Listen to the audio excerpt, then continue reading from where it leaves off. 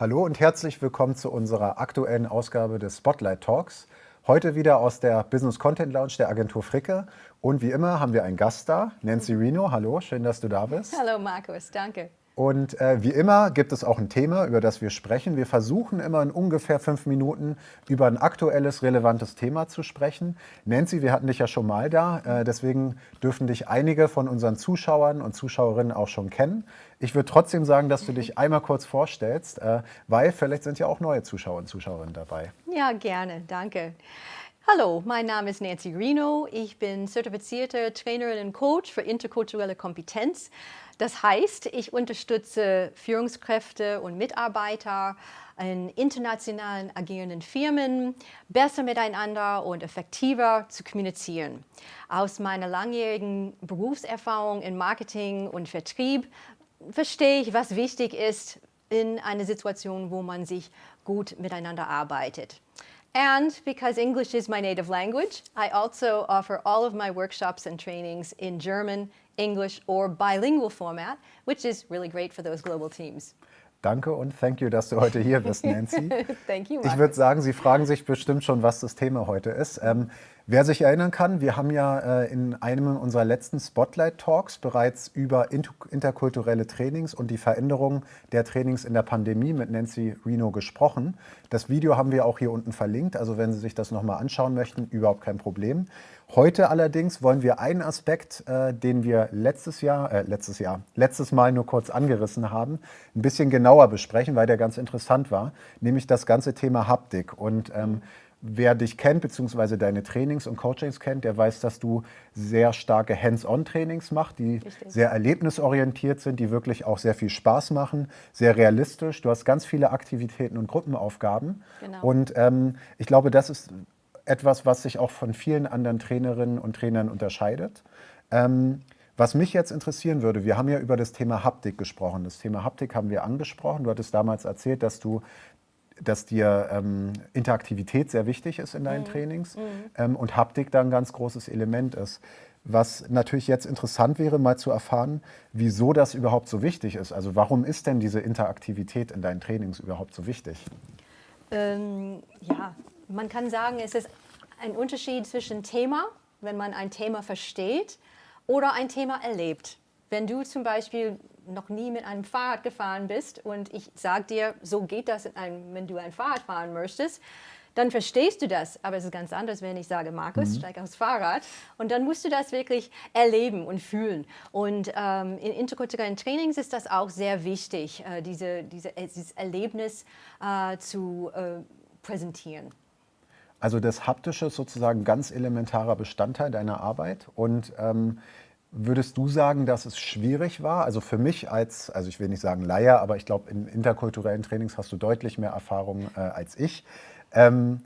Ich kann mir sehr gut vorstellen, dass es bei analogen Trainings sehr gut funktioniert, also das Haptische.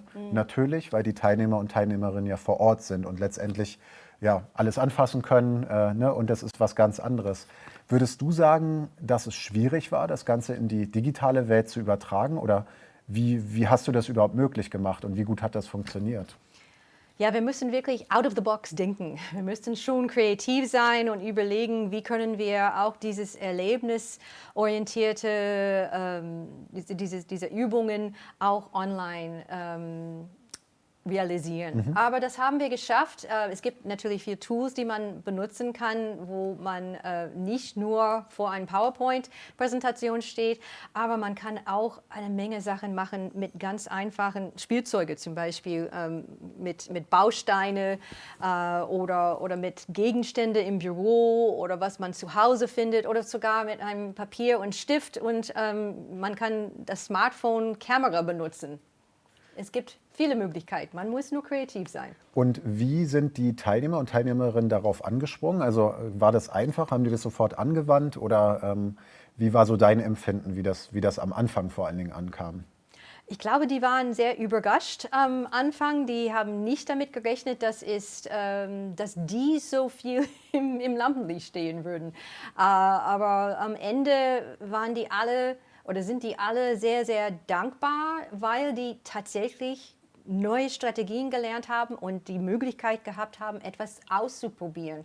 Und dann können die sagen, okay, jetzt kann ich das mitnehmen, dieses Know-how, und ich kann das auch in meinen Job einsetzen. Und das ist unser Erfolg. Und ist das, also das ist ja dann so ein bisschen eine andere Art des Arbeitens, oder? Also wenn ich mir jetzt vorstelle, ich habe sonst ein nicht interaktives Training, das heißt, das ist ja dann so ein bisschen Frontalunterricht. Plötzlich arbeite ich zum Beispiel mit Klemmbausteinen oder ähnlichen Systemen. Das fördert, denke ich mal, oder stimmst du mir dazu, durchaus auch die Kreativität, oder? Ich gehe ja dann auch vielleicht mit Problemen ein bisschen anders um im Nachgang. Genau. Kreativität und auch die Steine, die Hände, die sprechen manchmal anders als den Kopf. Und wenn die Hände etwas bauen, wenn man erlaubt, dass man einfach die Hände führen, dann kommen oft sehr interessante Ideen oder Perspektiven, die man nicht unbedingt vorher gesehen oder gedacht hätten. Was ich da ganz spannend dran finde, gerade im Vertrieb, das ist ja ein Bereich, der auch früher sehr, sehr analog funktioniert hat. Ja? Also gerade wenn es so um Sondermaschinenbau geht oder einfach große Anlagen, also Produkte, die erklärungsbedürftig sind. Ja. Da war es ja lange Zeit so, also vor allen Dingen in der Phase vor Corona, also vor der Pandemie, dass Unternehmen oder Vertriebler üblicherweise die Kunden eingeladen haben, ja, in den Showroom oder vielleicht auch ins Technikum oder wohin auch immer, die Maschine dann vor Ort präsentiert wurde. Das heißt, der Kunde oder die Kundin hatte natürlich die Möglichkeit, wirklich die Maschine anzufassen, zu bedienen, Richtig. vielleicht auch die Haptik zu fühlen, ja, Rückschlüsse auf die Qualität zu führen. Und das ist natürlich ganz, ganz schwierig, jetzt wo der Vertrieb eigentlich gar nicht mehr zum Kunden hin kann. Richtig. Das muss ja auch irgendwie digital funktionieren.